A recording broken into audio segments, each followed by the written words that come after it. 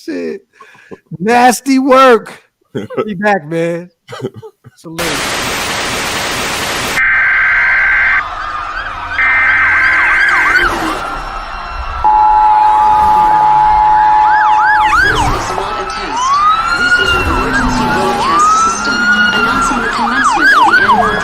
Sanctioned by the new founding fathers and America, a nation reborn. May God be with you all.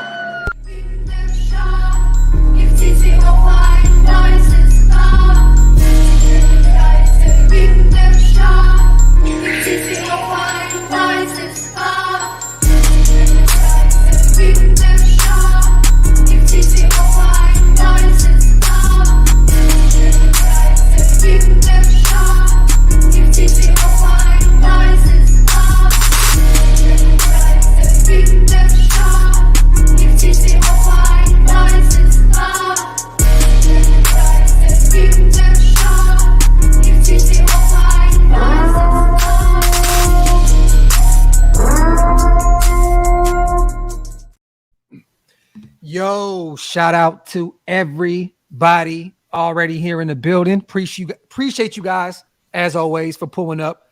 Got my brother Wasted Talent in the building. What's good, King? Man, I'm chilling, bro. It's nasty out here in these streets, man. Yeah, man, it's disgusting, man. It's disgusting, bro. And I'm gonna be honest with you, man. I'm here for it, bro. I'm here for it, brother. Hey, and that is all that matters. Shout out to everybody here in the building, man. I see everybody rocking. We got our guest in the building, man. You know, our brother, recording artist, sports extraordinaire, cameraman, and all that good shit. You know what I mean? Nah. I would. It was funny because Wasted thought I was talking about him. He's over there. Oh, no, I definitely knew you weren't talking about me. I'm wiping the hair off because I shaved before we got on here. Shout out to our boy Q, man. What's good with you, bro? Man, I can't complain. How y'all boys doing tonight? Man, it's a blessing to see another day, man, and a blessing to just shoot this shit, man, on the pod, bro. You know what I mean? Yes, indeed. You know it. Hey, so, you know, we always kind of, you know, say a little stuff back and forth on posts on Instagram and shit like that.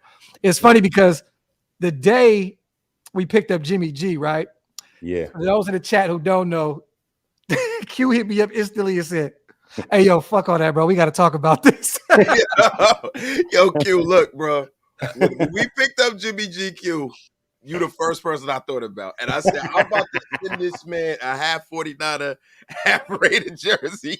I said, I can't wait because I am going to cook this brother, man. Bro, everybody been frying me, man. Ever since it happened, I've been getting fried, literally. For those who don't know, you know, Q was at the Raider Niner game. He was split down the middle. Yeah. You know, but, you know, we do know that he has ties in his family on both sides. Absolutely. Right? So, absolutely. So I get it. I get it. Yeah, I don't like certified. I ain't new to it. I'm true to it. You know what I'm saying?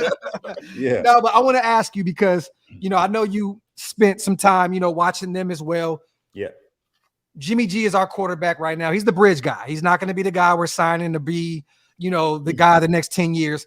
But how do you feel right now with Jimmy G and everything? I'm talking about the durability issues. You know, it seems like he's always had to have everything around him, a top defense, top-notch defense, a lot of offensive weapons. What do you feel about Jimmy G being here with the silver and black now, man? All your concerns, bro, are my concerns. I'm looking at the cons I'm looking at Jimmy, who I respect as a winner. And I respect him as a leader and a teammate because that squad up there seemed to love him. Yeah. First and foremost. Yes. Secondly, this squad down here is not as good as that squad up there. Yeah. And he still ended up getting hurt every year. So it's like, are the Raiders going to do what's necessary to protect him? You know, over his career, he's been an injury waiting to happen. But let me move to the pros. I want to hear these side. I want to hear this side. The pros are, all right, as a cameraman, as a media person, and as a fan of the team, to see the tug of war that was happening last season about the system. System. Yep. Right. And if you Phil Jackson, hey, that works for you. Yeah. Right? Yeah. If you Bill Belichick, that works for you. One side of the coin says, well, it ain't Bill Belichick, it's Josh McDaniels. That's the system. The bottom line for Raider Nation is this is our coach, and we got to live and die by the system. Yeah. He believes in the system. Jimmy, though he's been playing in a totally different system for a long time, spent a lot of time in Josh McDaniel's system, way more than Derek Carr did. Yep. 15 games DC had. That's it. Right. Number two, Jimmy has the tendencies that work for this system that Derek Carr did not have. So what that's going to do is that's going to cause Raider Nation to have a fit about the type of players that are going to be coming in right now for the next couple of weeks. Because Josh McDaniels believes in the system, and he's got to have guys that play in the system because he's got a lot to prove. He got some big shoes to fill. A lot of people say you ain't did nothing but sit behind the GOAT and Belichick and ride the coattail to all of those championships. His thing is, no, I'm the architect of this. And it didn't matter if it was Brady. It's my system that made the ship go. He's got to prove that now. The first time he had a chance to prove it, it didn't go so well. Right now, he's putting himself in place, and he's putting himself in place with something that he had for 1 year up there. And you saw what they did with it. An all-pro, all-world wide receiver to throw the ball to. You saw what they did up there with that. They was one game away from the best team we ever saw. So I honestly believe that that's what he's trying to do here. And what you're going to see is you're going to see Raiders that you've grown to love over the last couple of seasons. Which I don't know why we love them so much. They ain't won nothing. First and foremost. Talk that shit. Right. You're going to see those guys shifting out. You're going to see new guys coming in, and the new guys coming in are going to be guys that know this system. And that's what it is. The one thing that I see happening, though, across the board, defense and offense, is this is the type of team they're going to build is a team where a lot of guys play football. A lot of guys are going to get run on the offensive and defensive side of this of the ball on this team, if it happens the way Ziegler and McDaniels wants it to happen. And I feel like that's good for Raider Nation because the teams that win, they win like that. You can see the Patriots were always the team defensively where you had the Richard Seymours and the Vince Wilforks and the Teddy Bruschi's, but mostly they've had a lot of depth. Now, initially when the Patriot dynasty first started, you had Ty Law, Lawyer Malloy. You had some all-pro guys, but they were there from Bill Parcells. Like, as it went on, they would always have guys that were like star players for the Patriots, but they weren't considered star players around the league. I would prefer for the Raiders to have the kind of depth for where if a guy goes down for 2 or 3 games, you don't really notice it as much. You do need guys like Max Crosby, but you don't need them all over the defense if you do it the proper way. Agree. And real quick, man, how do you feel? Because that whole system, right? Josh McDaniels and Tom Brady, all the success. I feel like Josh McDaniels, don't get me wrong, I give him credit. And a lot of people think I'm like a Josh McDaniels stan. I'm definitely not. Because Tom Brady showed going to Tampa Bay, and he did have a strong defense around him and a lot of nice weapons. He won one without him. You know what I mean? Like, let's just keep it a buck. Like, he went and got one without him. So it kind of made it look like, oh, well, Brady can do this without him.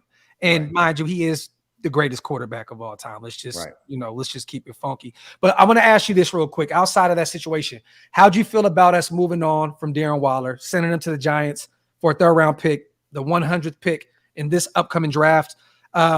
It kind of ties into what you said. A lot of guys that we grew to love and so on and so forth are kind of getting out of here. The rumor right now is Hunter Renfrow is probably going to be out of here soon as well. How'd you feel about the Darren Waller trade when it initially happened? I hated it. I still kind of hate it. I understand why, because if you look at it, it's the Patriot way, period. They get rid of a guy a year early as opposed to a year late. So agreed. That's kind of what they've done. What bothers me about it is that, man, he took away a real valve for Jimmy, a lot like what he's had in San Francisco with Kittle. So it's all about, are you going to be able to replace that guy? Are you going to be able to get that production out of, I guess, Hooper and OJ Howard. But together.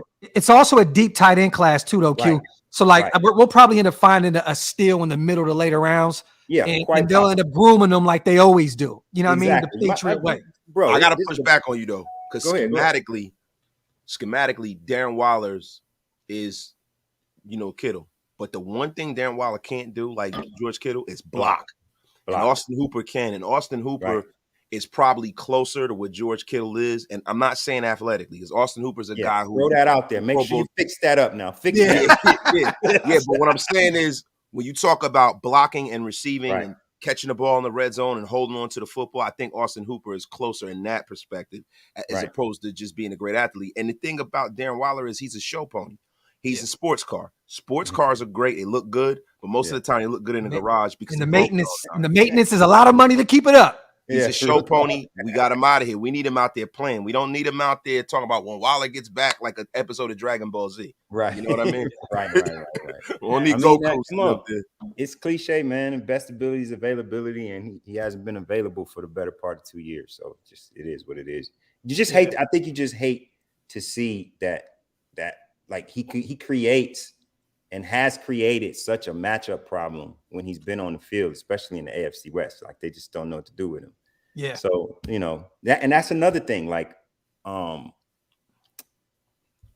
it's a murderer's row that we got to deal with, man. 2 times a game with these guys out here. And if anybody thinks that this year with Sean Payton, you're gonna see the Russell Wilson that you saw last year, you're crazy. All right, you're about to see Russell Wilson back. Add him to Herbert and Mahomes. It's problems out here in the AFC West, man. So we can talk about Jimmy G and all that. We can talk. We're not going to score points with them people. We got to try to stop them from scoring points. And we got to get defense in this draft. That's very, very, very important. Yeah, and this defense is very, very deep with defense. This is the perfect draft to have. We have 12 picks, the most out of any team. I think we're tied with the Texans with 12, and we'll probably end up trading back and picking up some extra draft capital. This is the perfect draft to go get your DTs, your LBs, deep corner class where we can go get some corners. There's still some guys out there too in free agency, Q, that me and Wasted talk about all the time. There was talks that maybe there was some contract negotiations with Marcus Peters, Oakland's own, grew up a Raider fan. He's still out there. He is on the wrong side of 30, but that would be a great veteran to bring into the mix. John Johnson, the safety from the Cleveland Browns. What was your favorite free agent pickup up to this point? I'm gonna have to say Dorsett. Ooh, okay. Yeah. I like that. And I like that because Philip Dorsett will be on the show very soon. He's on vacation right now. Yeah, he'll be on the show when he gets back. I like that. Talk that shit. Good. I think he's going to bring something to the table in this system, and he's going to be a problem. I think that was a really good pickup, especially if we losing Waller to move this more into Josh's way of doing things. I think that kid's going to get open a lot. I liked it because we didn't have any speed last year. We had no speed on the outside. And don't get me wrong, Philip Dorsett is what is he, wasted 30? He's about 30 years old, but he still has that speed. The one thing about him is didn't really have too much production. I think he had at most 400 yards, 500 yards. Right. But in this system, you don't have to be the guy. You got Devontae Adams. You got all these other pieces around you. As long as you bring that speed factor and that dynamic, because Wasted doesn't even have Dorsett making this roster. What? Well, look, man. I mean, and I like Philip Dorsett, but the thing is, you got, DeAndre Carter, right? DeAndre Carter has 2 purposes. He's a kick returner and he's a receiver. Devontae Adams is definitely making his team. Jacoby Myers is definitely making his team.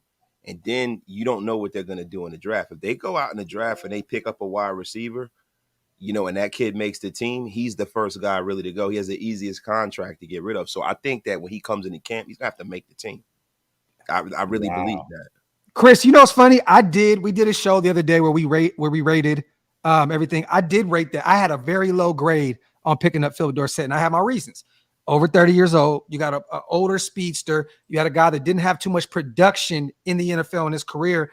But the thing that I like is the system. It is the system. Yes. He seems like a solid teammate, a solid locker room guy, a leader. I'm cool with that. But no, you are definitely right. I did give it a low grade, Chris, because in my head, I'm thinking, well, we have DJ Turner on this roster. He's young. He's on a rookie deal. And at the time when we got Philip Dorsett, it was like, we need defense. So I was kind of confused by, we got 1 million receivers now. What are we doing? You know what I mean? What are we doing? But got to teach, man.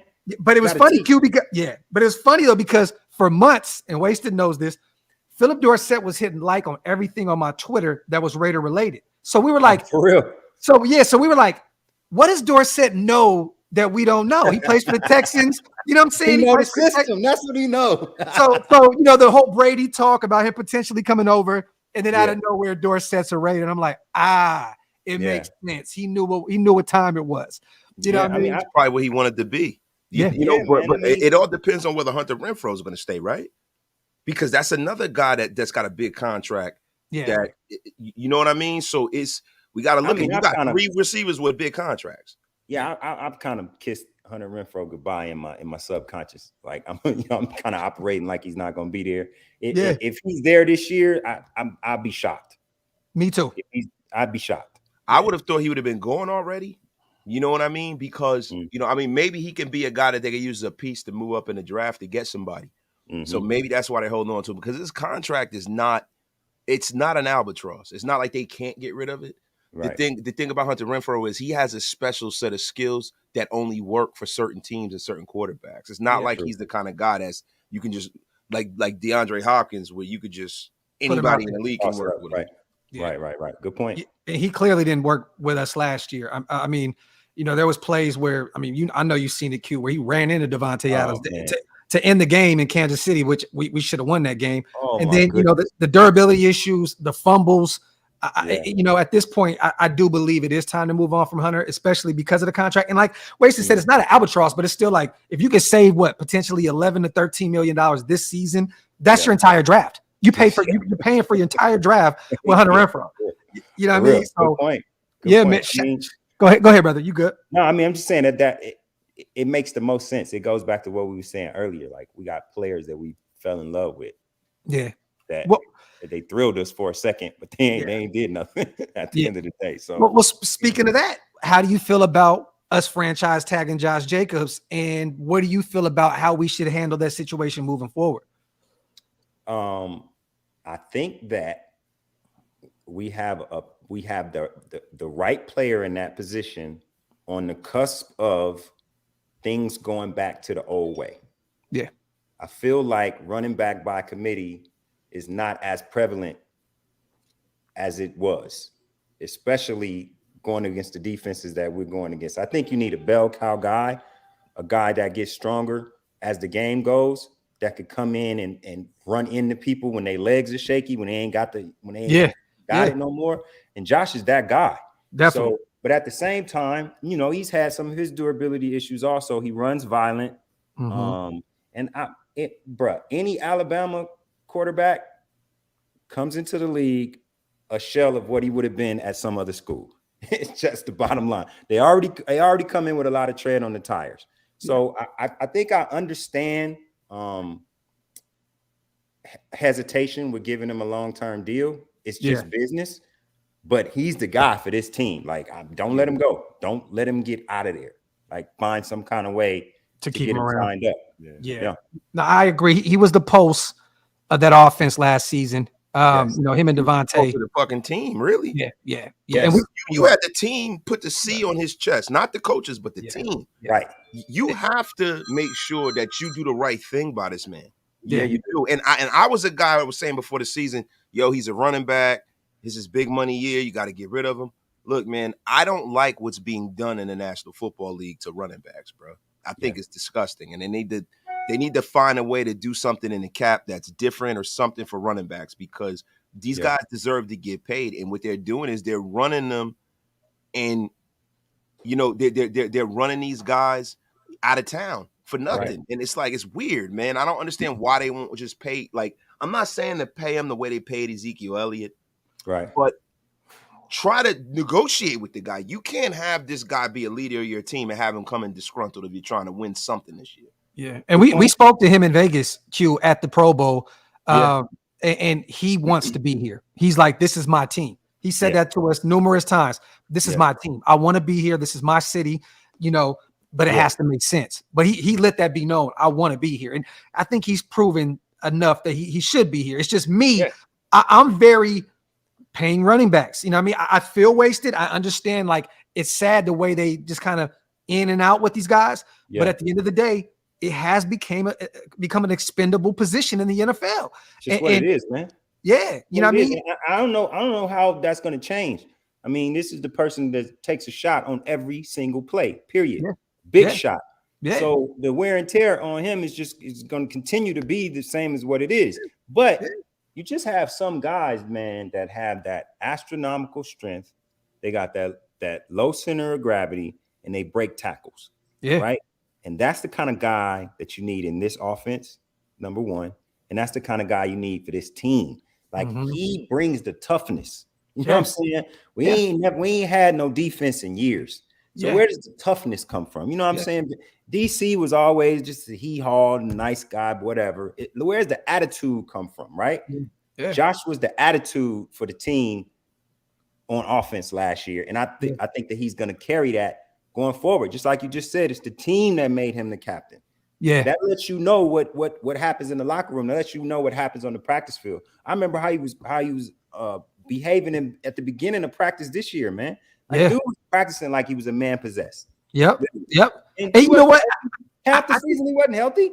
No, he fought through his injuries. But you know the thing I think with Josh, he was confused, I think, because he went and drafted 3 running backs last season. He went and got Britton Brown, Zeus, Sincere McCormick, UDFA, got 2 more in free agency, Brandon Bolden and Amir Abdullah, because he's used to that running back by committee in New England. Right. He has a bell cow now, and I think he's like, holy shit, like. Yeah, them dudes didn't get no run. Them dudes didn't get no run last year. No, not at all. Right? You know what I mean? So I think he was kind of confused by, like, okay, damn, because I mean they had him playing a Hall of Fame game in the preseason. Like it looked like they were making him prove that he should be there, and he took it very personal, and he definitely proved that. Yes, but it's like I think Josh is still confused. Like, damn, man, like I'm used to having these guys that are coming. I got the third down back. I got these other guys that we can rotate in and out. With Josh, you really don't have to take him off the field. He gotten better in the passing game. He's gotten better as a blocker. You know what I mean? And so, look, I agree. Pay the man, but it's just 12 to 14 million a year. That's tough. That's tough for a running back, man. Yeah, it is. I mean, nobody expect him to go out there and be the league's leading rusher, right? So that's the metric. Yeah. The problem is that we say that Josh McDaniels isn't used to having a bell cow running back. And, it depends on what years you're talking about.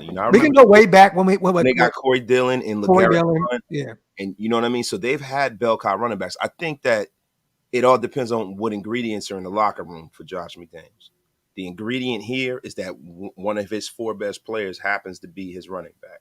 Yeah. And he has to recognize that if he's any kind of a coach, he's got to recognize that this guy is the most special guy besides Devontae Adams on your offense. Yeah. You got to do something to do something about what he got going on. You got to get him in the camp. Real quick, shout to JT, man. I love this. Jimmy G gets rid of the ball fast. Dorsett, Myers, Hooper, all make sense. Catch and run receivers like Devontae and Hunter are the fuel for this offense. Shout out to my brother JT on the donation, and that's facts. That is facts. So where's your confidence level, man? I know we got the draft coming up, so we can't really talk about how we feel this team is going to look next year because we don't even know how it's going to look. Half this roster is going to be flipped up, upside down once this draft is. We're going to have a bunch of UDFAs. There's going to be at least 20 to 30 new faces in this locker room. You know what I mean? Let's just say we have a good draft, and it's been a while since we've had one.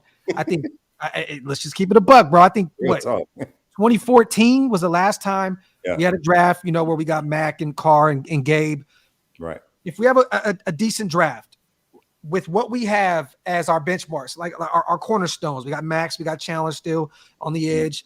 We still got Devontae, which is great through all this. Thank God he persevered and stuck around because for a while we were all like, Devontae may be like, you know what, man? This is my childhood team. I love them, but I didn't sign up for this shit. Right. You know what I mean? Right. But where's your confidence level, man, with this coaching staff, with this new regime, and what we've done in free agency thus far? How are you feeling about this team? Because like you said, the AFC West last year was pretty bad, which was shocking, right? Because we all assumed The AFC West was going to be just monumental, which the champions ended up still coming out of our division anyway.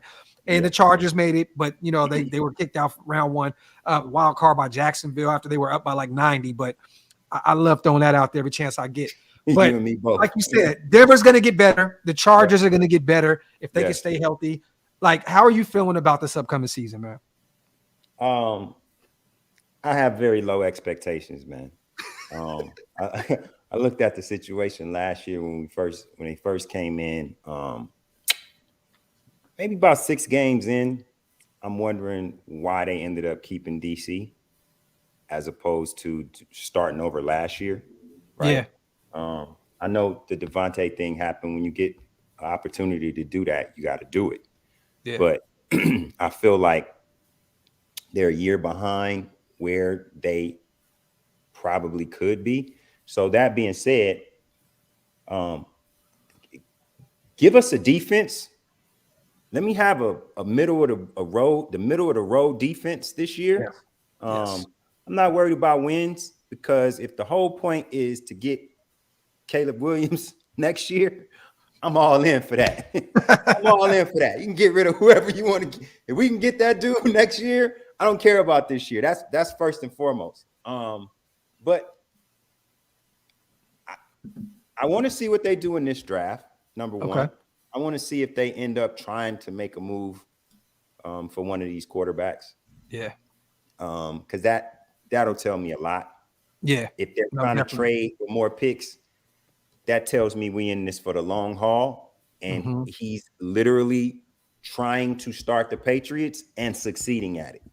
Yeah. So this draft, I want to see the foundation of the best defense we've seen in 20 years.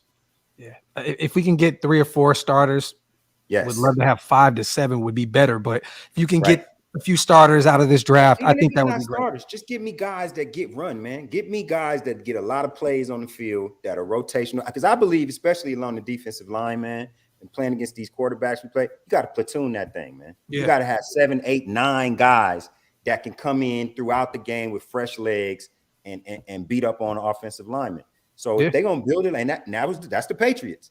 Yeah. So if they're gonna build it like that, and the better teams, Philly, 49ers, Patriots in the past, that's the way they do it. When the Giants was winning championships, that's the way they do it. Just pulling all of them big dogs that come in, play a couple of plays, go sit down, bring some freshmen in. If we can do that and get that started in this draft, I feel like Raider Nation can be a little bit more patient about what these cats are trying to do. I think at least there's a plan, right? At least there's a plan now. At least there's a plan. Exactly. I think that playoff run with all of the things that happened with the team, that Gruden year with Bisaccia and Ruggs and all of the madness.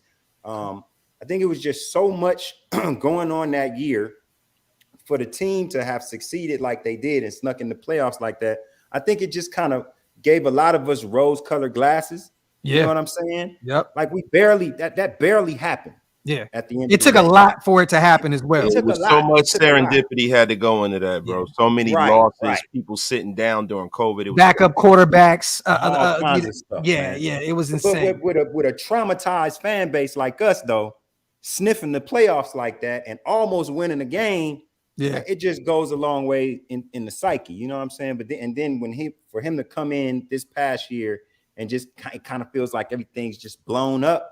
Yeah, I think in the long run, the idea is for the better. It's about execution of the idea. Yeah. And the bottom line is the last time Josh McDaniels had the chance to execute his idea on his own, it was a failure. Yeah. That's been a long time. He's gone back to the master and the GOAT, learned some more. And now here he is creating and forming this team in his own image. And let's see what it does. I love that. Is there any quarterback that you are in love with in this draft? Like that you're cool with moving up to go get, whether it's the CJ Stroud, the Bryce Young. We had dinner last night with Anthony Richardson. Apparently this regime really likes, how he handles his himself. Is there any guy? Is there Will Levis? I mean, is there any guy that you think, okay, because we're all preaching defense, but if you want one of those quarterbacks, you're probably going to have to trade up. Is there one of them that you would say I would go to 3? I would move up to 3 with Arizona and go get? No, I wouldn't. No, okay. I wouldn't. I think that all of these guys are projects. Could be wrong, but I don't see that fast start happening. Okay. So CJ Stroud, besides CJ Stroud, maybe. I don't know, man. I just gotta look at competition in college means something to me. I want to show y'all this real quick. Shout out to Sean Johnson, always sending us some great stuff. Right here, Stroud versus Mahomes in college. Stroud passing grade, 94.5.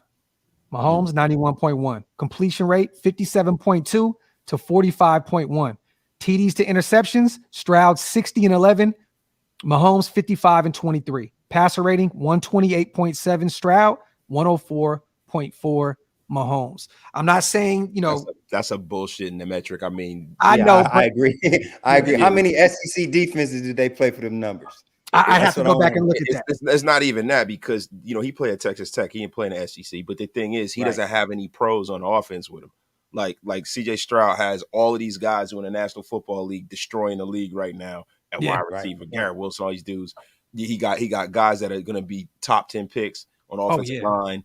And on the defense, it doesn't even make any sense. Marvin Harrison Jr., which he'll be a top 10 pick next season. So Marvin Harrison Jr. is so good that everyone's looking at him now for next year.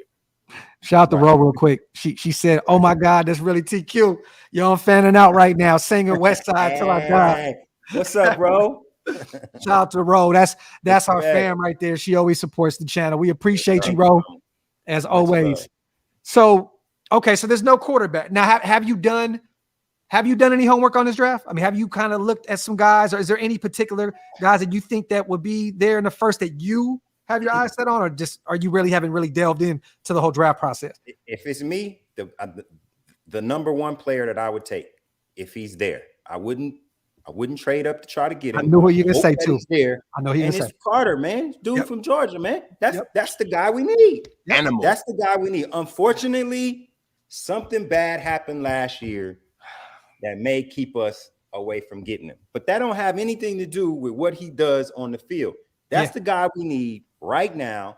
And everything that we just talked about what needs to happen this year, that would tell me that it's going to be solidified. Q, I wouldn't buy it. I wouldn't buy what they're saying. I don't mean to cut you off, brother. That is a smoke screen, bro. You can see everybody. You talking about that is over? Oh, yes, definitely a smoke screen. Bro, that's a smoke screen. You can see yesterday with Dan Campbell, he started with his bullshit, right? They go, well, I learned some things about Carter that was interesting. They said, is it bad? He said, no, it's just interesting. Right.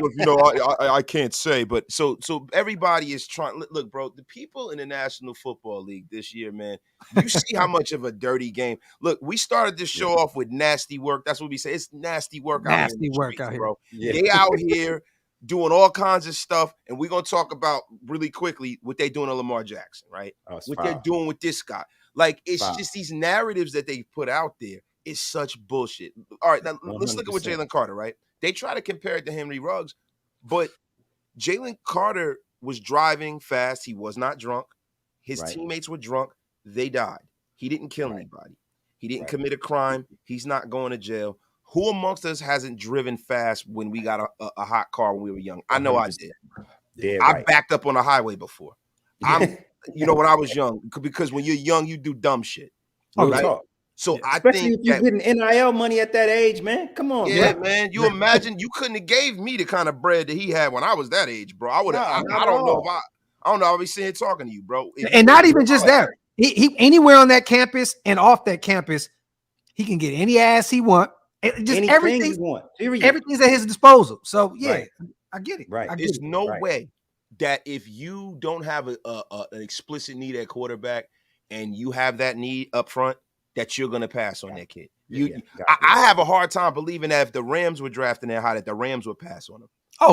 They put him right next to Aaron Donald. So, dude, this is such bullshit. So the bottom line is he ain't going to be there anyway then, right? No. See, the thing is that, no guts, no glory, right? Like, Right. Why not? You got an extra third rounder, right? How much would it take from you to go to 7-3 if you don't want a quarterback? Right. How much would it take? But not even just that. You have to look at Arizona. They need to replace the defensive tackle. I can see them being the team to take them. Seattle, look, they've always proven to go defense. They're taking all these pictures with these quarterbacks, and I think they're literally trolling the NFL fan, like just the fans, because every other second they're uploading a picture with Will Levis, CJ Stroud. It's like they're like telling us openly, we're not going to get a quarterback, but we're going to play with y'all a little bit. So like, I don't think Jalen falls. Detroit, Dan Campbell, like they need to still build that interior, that defensive line. I think it's all smoke screen, and I do believe that he will not be there. But if he is there, I would be very upset if we didn't take him, the best player in this draft. Victor Fur tweeted out earlier that we were not in on him because of, the shit that happened last year. Then Vinny B comes out about an hour ago and says, that's false. I talked to Josh McDaniels. They're still doing their due diligence on him. So he came off the top rope like Macho Man Randy Savage. Yeah, get out of here with this nonsense. Hey, Black Sales, I think it's smoke screen, bro. I don't think we're going after AR-15. I think that we're doing our due diligence. And I think that we're still going to, in a perfect world, we trade back to the middle of the first and pick up some extra draft capital. That's what I think happens. But I think it's smoke, Black Sales. Shout out to everybody in the building, man. Make sure you guys wipe them feet, hit them thumbs up. If you're not subscribed to the channel yet, hit that subscribe button. Before we keep going, T, let them know where they can follow you at everywhere, bro. Like, where you at, Q? Like Instagram, Twitter, all the good stuff. Get at me at TQ the Trojan on Instagram. TheRealTQ.com is my website. The Real TQ is my YouTube channel. But check out my sports company, Franchise Sports Media. That's at the Franchise LV. We do all Vegas sports, from the Raiders to the Aces, BGA, UNLV, everybody, even high school football, all of the minor sports, aviators, lights, across the board. We do it all at the Franchise LV. That's franchisesportsmedia.com. And check out the Franchise Podcast. That's me and my boy Joe Arrigo every week. I love it. I checked it out. And also, I've been checking out your latest pictures, man. You've been putting out some dope stuff out there on the sideline. Thanks, you know man. what I mean? Thanks. Dope stuff, you man. know what it is, bro? It's like it's habit. It's just like with anything else. When writing songs, singing, the more you get practice at it, the better you get. It's just like with anything else. So I'm like, I'm looking at us. I'm looking at our staff. I'm looking at the skills growing season by season by season. And it's because we out there shooting everything, man. Everything happening out here sports wise. You're going to see somebody with the F at it. And that's the way we're trying to keep it. Q, does that create, does that feed your creative urge? And what I mean by that is musicians. We're musicians, right? Music's always going to be our first love. So when we step away from it, not fully, because we're always going to make music to some capacity. I know you're still recording a bunch of shit, but I'm just saying, like, with what you do outside of the booth, with the cameras and the sports talk, does that still create like fuel, like feed that creative urge? Because when I started potting and doing this stuff, it really did. I felt like, damn, like I don't have to do music all day, every day now, because this is actually something that's still feeding them the creative juices. Like does this, what you got going on, does that kind of, help you a little bit in terms of just not going all out full music all the time, just, with all your other platforms? Yeah, it does, man. Well, for me, I didn't want to do music. I just didn't get big enough to play football. You know what I'm saying? That's just kind of how it went. So I ended up doing music, and sports has always been a love of mine. I think music and sports, I love them both the same. Like those are the things that affect me the most.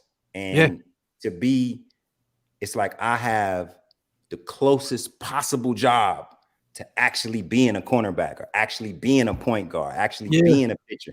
I'm as close as I could possibly be without ever being able to experience it. So it's just a blessing to just be there. And then, like, I use the bazooka. I'm the bazooka man for our crew. I got the camera that see up your nostrils. I seen that shit. Yeah. So it's like I can get into the action, man. And then just being so involved in sports and playing sports when I was younger and just loving sports so much.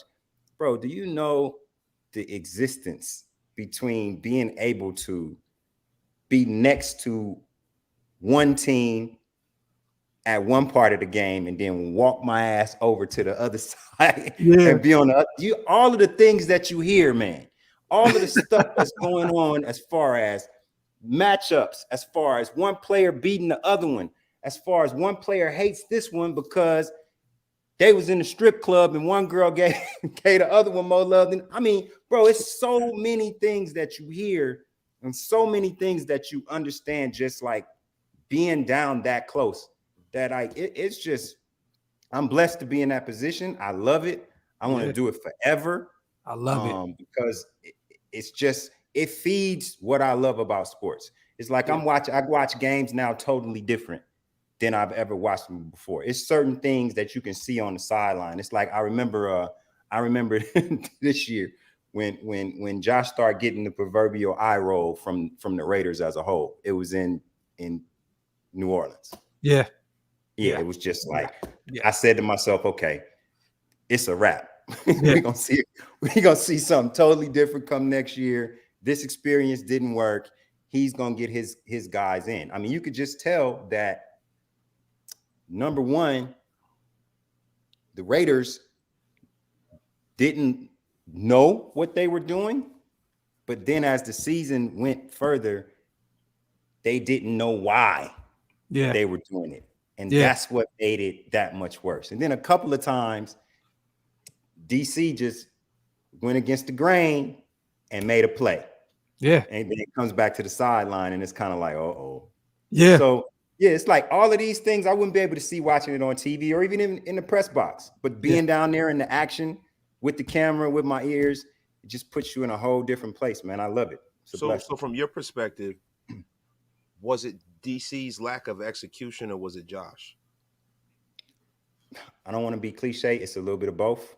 I don't think that, first of all, that system takes more than a year to learn, number one. Yeah. And number two, for somebody like Derek, who had become prolific in the system that he had been in, his terminology, his ability to read, his tendencies, Josh didn't come to it at all.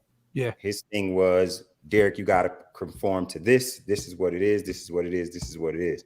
And I don't think that's the way to do it. I think I always go back to the Lakers that year when they made their super team, when they brought in GP. Yeah. Right. And Phil expected Gary Payton to play in a triangle. Yeah. That's never going to happen. No. Just you take Gary Payton away from Gary Payton if you put him in a system like that. So it was kind of the same thing. Some of these guys felt handicapped on both sides of the ball. That's a great analogy too. Great analogy. Because of the system that they were in. And my issue with the coaching staff and with Josh was that he came in the first year without adapting anything to the talents of the roster. He just came in and pressed the system. It's like, learn it or get the fuck out of here. Yeah. So, yeah. Do we got to put a lot of the blame on Gruden? Because that was year 4. Yeah. Of the second, the second time around. Yeah. And, we were struggling mightily before, he was fired. Right. I went to the last game against the Chicago Bears. I think we lost 14-9. We put 9 points on the board. We could not move the ball down the field at all. It just, that team looked defeated. I feel like Gruden set us back a few years. I think, like you said, like even last year, like Josh, like we have to, like this is a system, so you have to give it time. This isn't something where they just come in. This is it. We already have all the players around us. Last year we only had 5 draft picks. Like how do you build something? Right, good point. You have that. You know what I'm saying? Like this year you have 12 and probably more, and then Zeke is always a UDFA god. Like he can go out and find these UDFAs. So this can get turned around quick. I don't know about Super Bowl contender quick, but definitely fighting for a playoff spot. You know what I mean? If we can get this shit together. But is there enough players out there, do you think, outside of Gruden? We can get off of Gruden because to be real with you, he ain't here anymore. I do think he set us back. But like, I just like, if it's a system, like I don't know if there's enough players that's already been in this system. There you go. To make it work. You know what I'm saying? Like he's gonna have to conform to like change up some shit at some point, because if you're going full draft, I'm building a team of guys that I want. it's going to take how many of time. them going to be able to learn that, man? Yeah. That's my concern also. I think the number one question you have to ask when the Raiders pick up somebody, do they know the system? How long is it going to take them to learn the system? What do they have between the ears? You got to get some cerebral guys that can play multiple positions, that can play in multiple sets, that can process very quickly.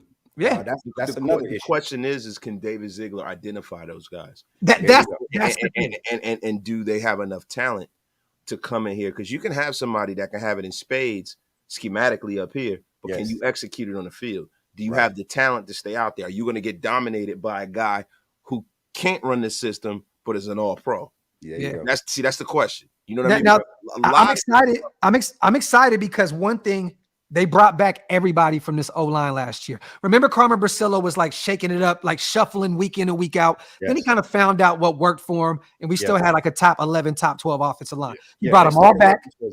He brought them all back. So I'm assuming the O-line is going to be good, right? You got Carmen Brasillo there, a great offensive line coach. Then you go get a Jacoby Myers who knows this system. So now you have Devontae doesn't need to know anything. He's just that good. Jacoby Myers understands what's going on. Austin was the kind of player that understands what's going on. Very smart. I think a lot of the things that we quote unquote lost, we got a lot of addition by subtraction. They are getting guys that are going to fit the model of what they need. And also, I think Garoppolo will stay upright this year because one thing the 49ers didn't have was a right tackle, right? And I think Jermaine Illuminor doesn't get your quarterback hit. He might get called for false starts and everything. He might kill a drive or two, but he don't get your quarterback destroyed. Mike McGlinchey has been horrible the last 2 years. Yeah, he has. And if you look at it, they lost 3 quarterbacks, not because one, of 3 because of him. Everybody's saying that Jimmy GQ is this soft guy. He's been getting the stuffing beat out of him the last. Real talk. That's always from one side. Yeah, that's another thing I'm excited about with Jimmy G too, though, because people don't really talk about how much he did for these young quarterbacks. He helped Trey Lance, you know what I mean, with the transition from college to the NFL. He helped Purdy last season a lot, off the field. Like, I'm actually excited that this guy is here to help whatever guy we plan on developing. We're probably going to get a guy, maybe Hendon Hooker's there in Tennessee, out of Tennessee in the second, third round. Hopefully we can get him. But if not, if we get another guy in the later rounds, I think that Jimmy G is the perfect bridge guy to help implement this system with him. You know what I mean? Like, he don't mind that role either. That's what's great about him. He don't mind being in that role. Jimmy is a real team guy. And I'll tell you something else. The difference between him and Derek Carr. There were a lot of times when Devontae was a bit frustrated because he was what I call Aaron Rodgers open. Aaron Rodgers open is not Derek Carr open. Derek Carr is not going to throw against that bracket because it's going to get intercepted.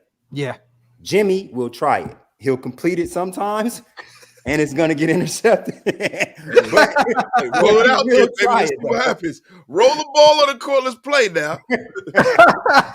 But let me ask you, because I know you watched a Niners game or two.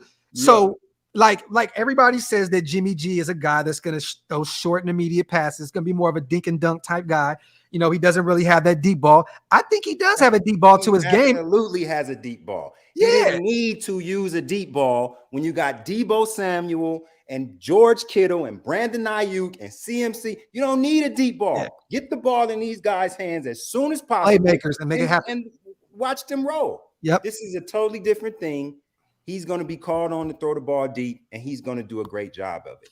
The problem with Jimmy is a gunslinger. Doesn't matter how his demeanor is off the field. He likes to take shots. He likes to take chances, and he's a daredevil. And what that's going to do is get the ball picked. The ball's going to get picked sometimes. Let's get ready for it. It is what it is. No guts, no glory. But Jimmy can hum the ball deep. Ask any of his receivers in San Francisco, and they'll tell you. Like, some of the stuff that comes out about these players, man, I don't know where it comes from. Like, people ain't watching games. They go to that one specific play in the Super Bowl, Q, where you know, he missed his open receiver to win the game. You know what I mean? So that's always the play where it's like the measuring stick. You know what I mean? Yeah, he nuts got tight, man. Butt got tight. It just happens, bro. Sometimes you just choked. That's what happened to him. The man choked when the lights was brightest and cost the Niners a Super Bowl. It is what it is. And now he's our quarterback. and I'm probably gonna have high blood pressure before the end of the season behind it. Look, you know what it is. One of the last few years that he wasn't really hurt was in 2020, right? How many games did he play in 2020, Garoppolo? I think he played 16, didn't he? Yeah, all but 2, I think. All right, so he was ranked 8th in completion percentage on deep balls. So pause. 61.3% and 21 yards per attempt and 105 passer rating. So he can throw the deep ball. He actually was ranked higher than Patty Mahomes by 1. He was in between Matt Ryan. That is very, very alarming. Kyler Murray was lighting it up. Big Ben, throws that shit deep. Yeah. And Deshaun Watson and Russell Wilson. This was in 2020. So I think narratives are very, very, very dangerous. And that's what happens in the media. They put these narratives out there and then it becomes gospel and nobody backs it up with any fact. What do you think, Q?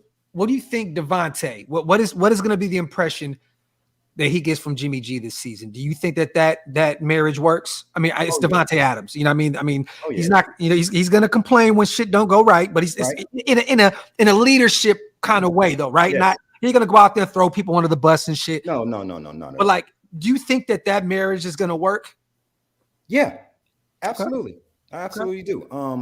Because Devontae's frustrations last year was, like I said, is him believing that he's open, and Derek Carr not believing that he's open. Yeah. But Aaron Rodgers would have believed that he was open. So I think some of that is going to come back with Jimmy. I think it's about them getting together, getting some work in as soon as they possibly can, getting on the same page.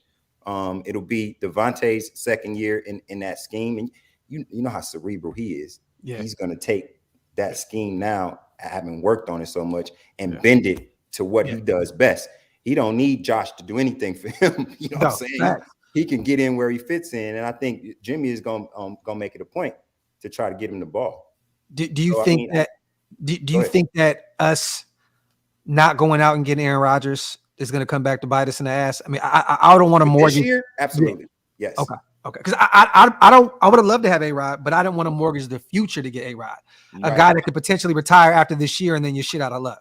Yeah, good point. I don't think he's retiring after this year. I think that's all smoke and mirrors. I think that's just what these dudes do after they get to a certain age. They get in a stale position, been in Green Bay all that time. Yeah. I don't think Aaron Rodgers is going anywhere, barring injury.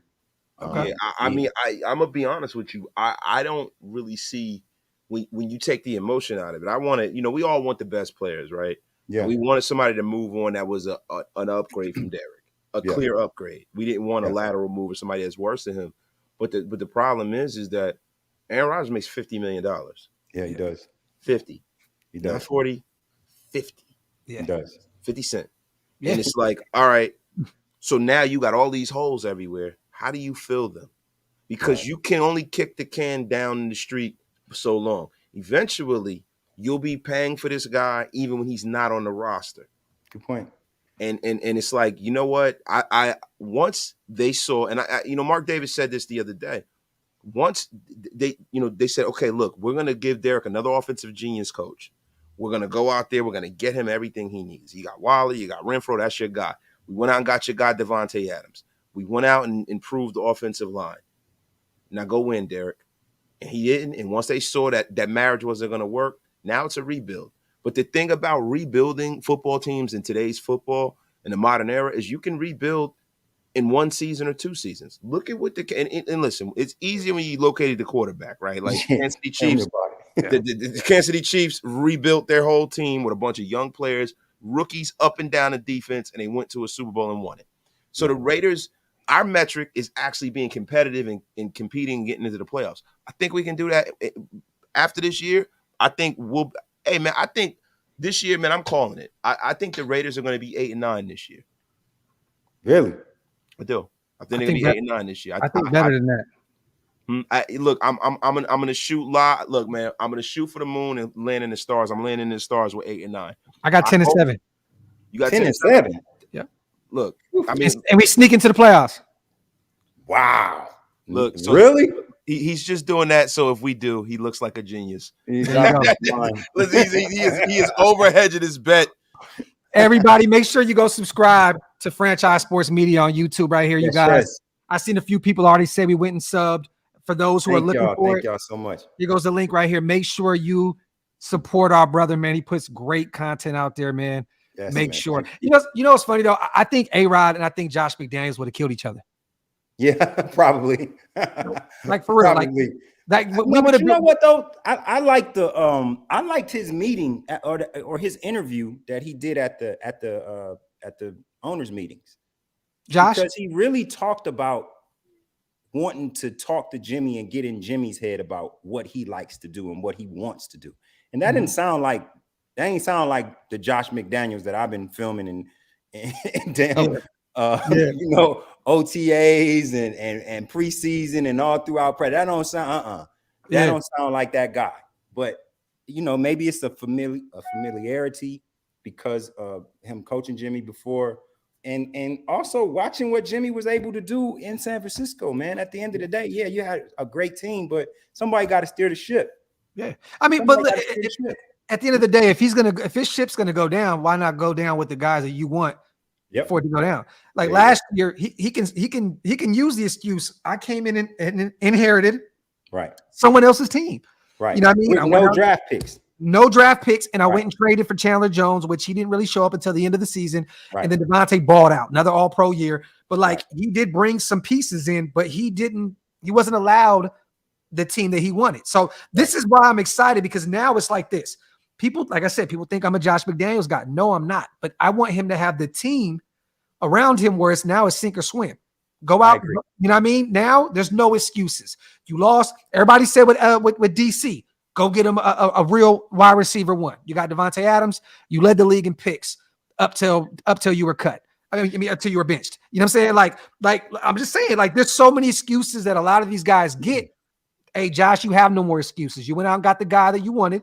You know, I think he was option 2 or option B probably with Tom Brady retiring. You know what I mean? So he said, you know what? I'll go get another guy I'm familiar with. But now with 12 picks, there's no more excuse. This is the year that you go get your guys and you show improvement, because last year, even with that team, we were 7 points away from each game, pretty much outside of that KC and Saints game. We could have won a lot of games and still made the playoffs last year with that terrible defense. Good point. We're still very. How bad is a defense when you got guys turning the ball over in the red zone, not scoring, 3 and outs, when you got a bend don't break defense? And I was saying it all year. It was, this defense sucks. They're terrible. And you got a lot of people who have a concerted effort to try to back the previous quarterback. There are a lot of people, man, especially when you talk about the media and this Raider YouTube ethos. A lot of people know that it is counterproductive to criticize the previous guy who was here. That's why I don't even want to get into it about him and what's going on. But it's more so now with Josh McDaniels. You have to give him the same grace and the same liberty you gave John Gruden. What else you gonna do? John Gruden came here and traded away a Hall of Famer. Yeah. He traded Khalil Mack, bro. And everybody was like, whoa, we're going to build. We got picks. How did that work out? We were 4-12. We were 4-12. Yeah. It's like, how do you even look? And see, that team that they broke up actually had a chance to really win something. Yeah. That was a lot different. All they really needed schematically was probably 2 or 3 more players on the defense who were high-end starters, and they could have made a really, really run before Derek got hurt. Sucks. Real quick, shout out to James Moore, man. My boy just went to OakLosVegas, grabbed some drip. Your clothes are on the way, brother. I just fulfilled your order. Shout out to everybody that's been going to OakLosVegas.com and grabbing some of the gear. I appreciate you guys. Q, I need I'm gonna get with you. I need to shoot you some drip, man. Come on, man. Let's go, man. You know I got you. I gotta send you some stuff, man, so you to go out there and rock, man. And hey, if you get a chance to too, check out me and Waste's new website, PlanetRaiders.com. I was just about to say Planet Raiders. Planet Raiders. Q, I'm gonna be honest with you, bro. I need an interview with you over there. You know, I am I guess right now I'm the head writer over there. So I need a TQ interview. The legend. Yes, sir. The legend, man. Now, brother. You got that. That's nothing. You got that. I'm on it. It's right here too, Q. Just a heads up. This is the site right here. Right now. Yes. There you go. Okay, cool. Yeah, man. Let's go anytime, man. That's nothing. I told y'all boys, anytime. There we go. Bro, I gotta ask you guys something really quickly, man. I mean, you know, I'm going to transition from football in a sec. Let me ask you a question, man. You being a guy who was an R&B guy, right? And me seeing the devolution of what's going on in the music game. Do you think that with R&B music, because there's not a lot of guys that are coming out now, from my perspective, that I get into. Right. Do you think that auto-tune has killed soul music, man? Whew. Good question, man. I think that's one of the factors. I don't think it's the main one, but I think that's one of the factors. Just technology as a whole. Yeah. You know, like R&B is soul music, right? That's the name of the genre, soul music. Mm-hmm. It's very human, bro. You know what I'm saying? Yeah. It's like this genre came about off of love and pain. Yeah. Right. Yep. And right now, it's just more about show. So I think the small screen, production devices getting easier to attain, being able to create tracks without being an actual musician. A lot of these things have changed R&B more so than I think a lot of these things have done wonders for the reach of hip hop, not necessarily the quality of hip hop, but the reach of hip hop. Yeah. I think they brought down the reach of R&B because the soul ain't in it as much no more. Yeah. It's like when you listen to Aretha Franklin and you listen to the Stevies and even you go to R. Kelly's of the world, right? Yeah. You hear the soul in there. And I think that a lot of that, due to auto-tune and processing the voices and everything else, it makes it so clean. It makes it so like, it don't have that oomph to it that it used to have. So it don't touch us like it used to touch us. I think it's going to take record companies or the powers that be to put records out to start taking chances on beautiful singers again and beautiful writers again. Yeah. For R&B to come back to what it was, that's what it's going to take. It's going to take the movers and the shakers saying, no, let's bend the genre back to what it was. And it's happened before, man.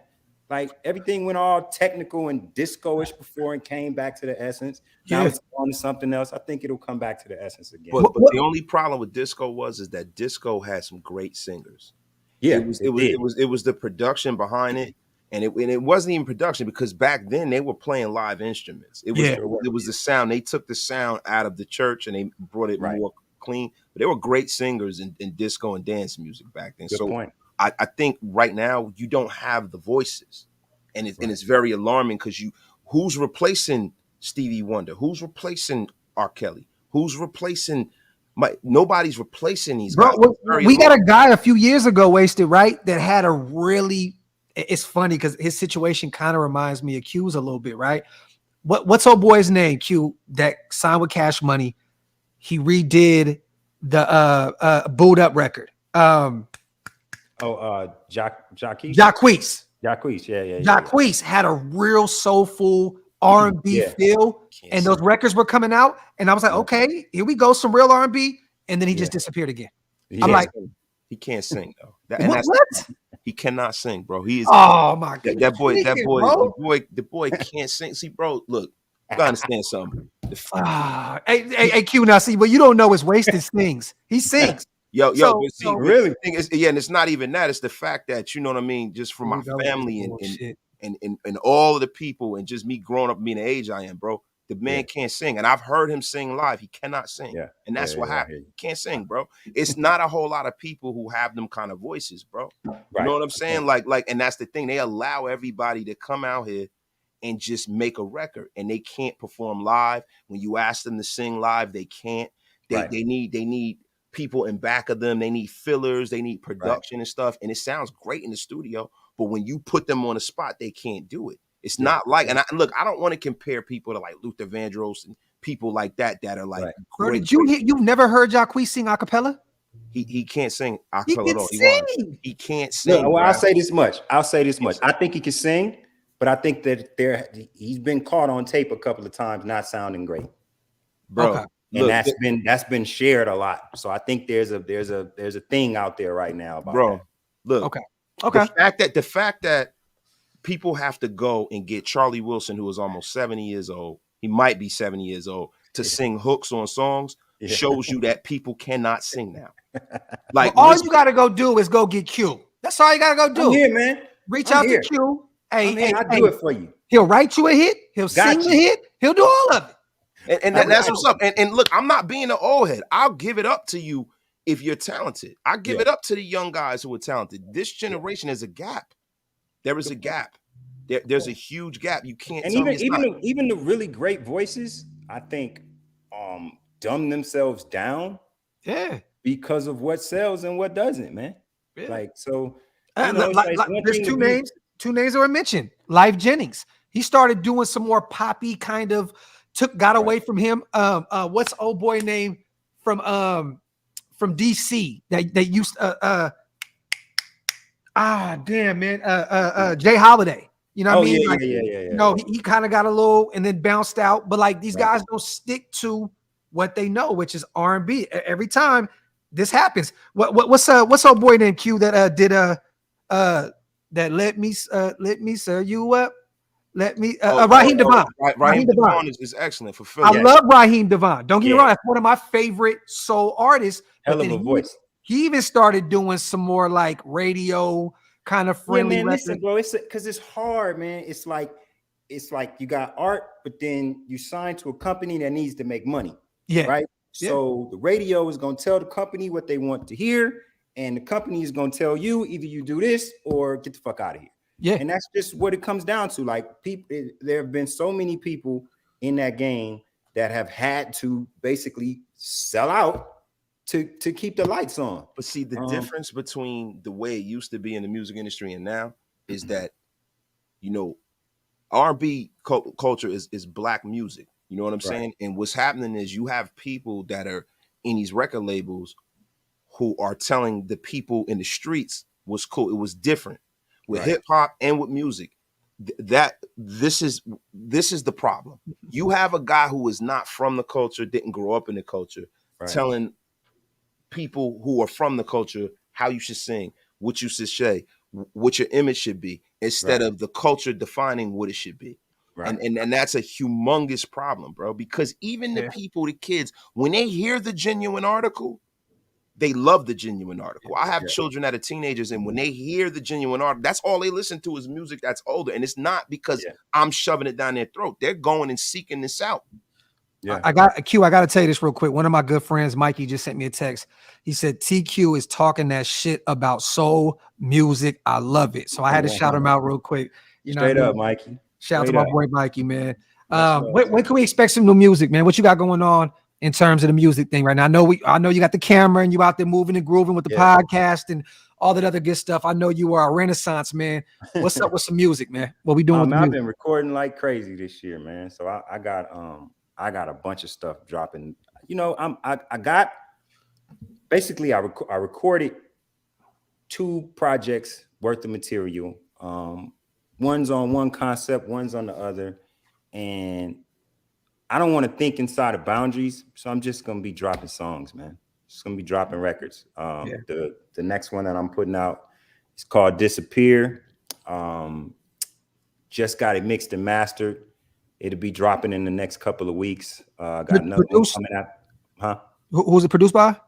Produced by some cats in Germany called the New Style Brothers. Dope. Real talented brothers from Germany.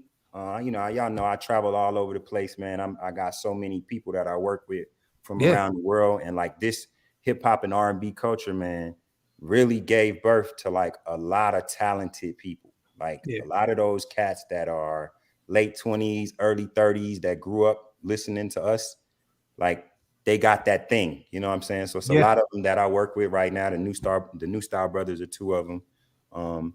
And I just got a lot of records coming out, man, over the summer. And then come November, we're going to revisit They Never Saw Me Coming in a special way, because that'll be 25 years. Love that.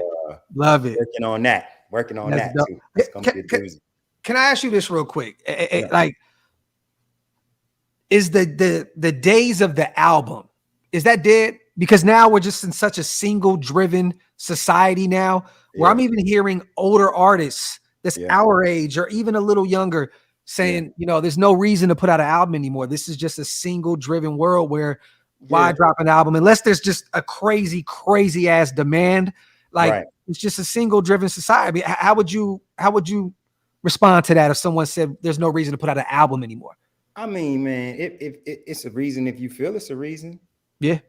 Like my fans who've been with me for 25, 30 years want to hear an album.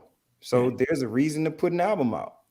If you got an album in your heart, you're an artist, give the world your art. We don't make albums for us. We make albums for the people who listen to them. And the type of music that I make, what I hear and what I see in my DMs and what I hear my fans say, look, man, you've been therapy for me over the years.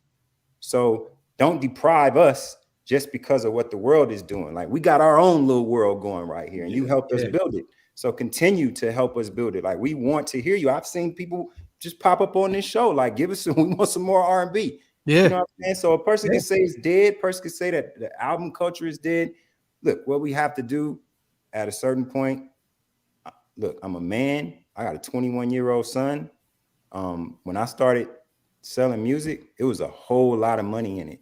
To be able to hear a TQ song, you had to go pay 16, 17, $8, 18 bucks. Right? I had a big share of that. Right. Now that's changed. Things didn't change. You got to reinvent yourself. You got to find other ways to supplement what you wasn't making. Right. So here we are. We doing sports. We doing this. We doing that. But at the end of the day, I'm a musician. I was put here to make music. I was put here to write songs, therapeutic songs for people who love what I do. I'm going to continue to do that. I'm definitely going to put another album out and another one until I get tired of putting them out. You know what I'm saying? And you know why you should? You know why you should, brother? Because the people will tell you, we talk about narratives, right? You know, like that's going to be the wasted word of the day, narrative. You have kids now who are totally into vinyl. Like, bro, I've been buying vinyl records for my kids, bro. Yeah. And all their friends, they're all in the vinyl. They want to hear masterworks. They want to hear whole albums. I think the culture is changing. The more things change, the more they stay the same. 100. You have to give people, you have to give it to them to see what they like. Like when you're a little kid, right? You'll eat a peanut butter and jelly sandwich every day until you figure out that steak is good. Yeah. You know what I'm saying? So I think that's what's been happening with this generation. They've gotten lost in the digital nature of music, the disposable nature of music. And I think they're revolting against that. Well, but there's also so much. Back then, bro, I know all three of us can relate. We come from humble beginnings, right? You went to the record shop, you got one CD, and you had to work. Just like Rose saying at the bottom, lining up at Rasputin straight up. Yeah, but you can afford one album. So what would we do? We go buy Mobb Deep or we go buy Pac, dissect that entire album until we couldn't anymore, save up some money, save up some coins, whether we buy the next jump. Yeah, and go buy another CD. These days, everything is just right there in front of you to the point where it's like, damn, bro, like can I even be invested in an artist anymore? Because there's just so much going on. It's so wasted. That's the thing. What Graphk just said. Yeah. I think that's the thing right there. That's killing it off more so than auto-tune or some of the other things right there. It's the availability. Yeah. People are desensitized to the actual soul of it because it's just everywhere. Yeah. And you know, that's like the toothpaste is out of the tube. It ain't going back in as far as that goes. I would beg to differ, right? Because you have people that are rolling their albums out in a different way. You got to adapt, right? So you have some people who are putting singles out there, and then they're doing pre-releases on the actual work, right? So I'm around young people all the time, right? Wife's a teacher, students I'm around, you know, my kids are teenagers. So I listen to them and I hear how they trip out over being able to open up a LP and look inside and look at like how we used to do. The credits. That was one of my favorite parts about it. I remember getting in the car and opening the CD. Wasted. You knew when somebody had beef with somebody when you went and read the credits. You were like, oh, he didn't mention them or something going on. Yeah, yeah, bro. I think kids want something tangible now. Like everything is starting to revert. Now it's a thing where people are playing retro video games. People are going back and looking for records. People are looking for DVDs now because I think people are tired of buying air. People are tired of buying air, bro. People are tired of spending the same amount of money for air, bro. People want something tangible. That's a damn good way to put it. Yeah, buying air. That's crazy. We've been buying air for a decade, man. Yeah, and I think you got a whole generation. See, us, we're like, oh shit, I just want it now because we had it all, right? So if I go and go find an old album that I love, I want to hear it, right? I'm gonna give you an example, like De La Soul, right? I love Stakes is High, great album. I haven't been able to find the album. I lost it, whatever. You know what I'm saying? Because I bought it when it first came out. But now their music is back on iTunes and it's great, and I'm listening to it. But there's a generation that never bought an album. Yeah. They've never actually got a chance to grab it, man. And now the kids are starting to seek that. They want to see the album art. They want to see it all now. And I think, I'm telling you, these days you're not buying an album. You're buying Apple and Spotify. Yeah. And then you're just listening to the album for like you're not even invested in the project. You're just like, you know what I mean? What are you doing? Oh, I'm listening to this Jay. And you're like, okay, but what Jay? Oh, I'm just on Apple Music listening to Jay-Z. You're like, damn, bro, but what album? Like, you know what I mean? Like, I don't know how many times I've had that conversation with people. It's like, okay, but what are you listening to? Right. You know what I mean? They don't come from where we come from. They don't know when you hear an album so much that you know the next song that's going to come on. Yeah. They don't know what that feels like. And I think this generation is going to. And I think the biggest part of that is people making better music and making it for the sake of music. Yeah, I mean, I hope so. If it does turn to that, that'll be the reason. I know that over the last, the second half of my music career, it definitely became just about making music for my fans. Yeah, it was at the beginning. That's what it was about. I mean, I didn't have no fans, just making music because I had something to say. But over time, it became a business, man. It absolutely became a business. I went to Cash Money. I learned how to do it the independent way. And I said, all right, now, if I got X amount of fans and I can pull X amount of dollars from each one of them per year, then that's X amount of dollars for the year. And I do that again. This is having a great job. That's what this is about. Yeah. But at that point, then you become a record man. So now you're a business. You're not a musician. You're business first. And things start to change. The purity of just doing music for the soul, I believe, is what could usher back in that era that you speaking of, Wasted. I want to ask you real quick, Q, because look, we're coming up on an hour and a half. We're not going to keep you all night. Okay. I want to ask, whenever you drop the single, right, can we do a special show or we do a listening party? Look, this is going to be a Raider Nation listening party. We'll put a flyer together. We'll invite everybody to pull up. You know what I mean? I mean, look, drop it how you drop it anyways, but we'll still do a special live for the nation where we'll do a listening party. We'll play it live a few times. We'll funk flat. We're going to funk flex that shit. We're going to drop some bombs and play it over and over and over a few times. But I would love to do a listening party, old school listening party. For those who don't know what a listening party is, it's a party where you actually listen to the product. Yeah, I'll tell you what's crazy is I went in one of my Facebook groups, my main Facebook group a couple of weeks ago and proposed the same thing. Like, I'm like, yo, I got too many songs. I need some help picking songs. Yeah. Y'all pick a place, pick a time, and let's do it. But let's do it on here. Let's listen to let's put the new single out, play it a couple of times and put one together for Raider Nation. Let's do it. You let me know whenever you're available, whenever you're ready. If you got the artwork together and all that good stuff.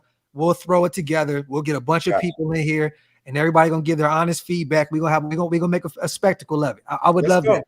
Let's go. Let's do it. I'm with it. That's dope, man. Shout out to our brother Q, man. As always, man. I appreciate you so much. Wasted. I know we always talk, highly of Q, man. This is our guy right here. We're looking forward to already having you again on the show because we get to talk hip hop and Raiders. Right. It's just nothing. It's nothing better than being able to mix them both together. Besides my children, music and football and sports, the love. You know what I'm saying? It's real talk. So it's I'm easy, the same, bro. I'm the same. I hear you. I love it. But one more time on the way out, let everybody know where they can follow you, and and where everybody can check out the new music when it drops? Is there somewhere specific? Is it going to be all over the place? Let the nation know. It's going to be on all the platforms and all of that, man. But go to therealtq.com.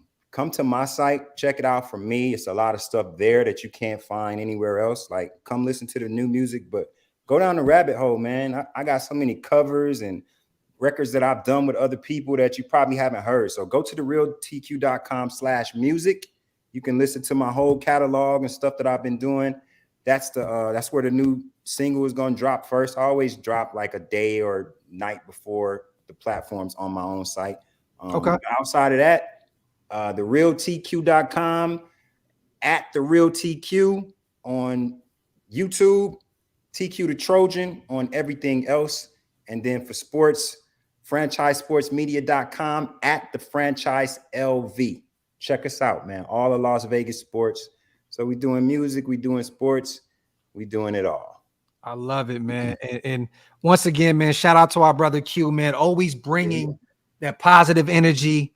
You know what I mean? And that wisdom. You know, it's funny because I know a lot of people, they first were like, okay, we talked to Q last time about music. They were shocked that you knew so much about our team in sports because they look at you as an artist, which you are. But when you start breaking down schematics and all, they were sitting here like, oh shit. I don't know if you've seen it. It's like, talk that shit, Q. Talk that shit. So hey, I love that, man. And once again, please let us know whenever you're gonna drop, and we would love to put something together. Maybe we can invite some guys. I would love to reach out to Sugar Free, Mr. Fab. Maybe we can get some other guys on here and just vibe out and do that. You know what I mean? I'm my brother 18-9. Man. Let's put it together. Yep, we're definitely gonna talk. You know, you got my line, I got your line. I'm gonna hit you, and we'll definitely do that, man. Once again, man, shout out to our brother Q. On the way out, you guys. For having me, bro. Yeah, and shout out to my brother Wasted as well, man. I know it's late in New York and Jersey, so I know, but I appreciate you, bro, because I know you tired. You had a crazy ass day today. You know I just like I'm representing over there on the other side, man. I love it. Hey, man. Hey, brother, it's worldwide, man. We got jokers all over the world with the Raiders, brothers. With that being said, man, I'm gonna put this outro on, and we out. Q, I'm definitely gonna hit you soon, my brother, and we're gonna get together about that. All right. We on, shout out to everybody. I'll let y'all be good. You already know. Shout out to everybody in the building. We outro. One. This is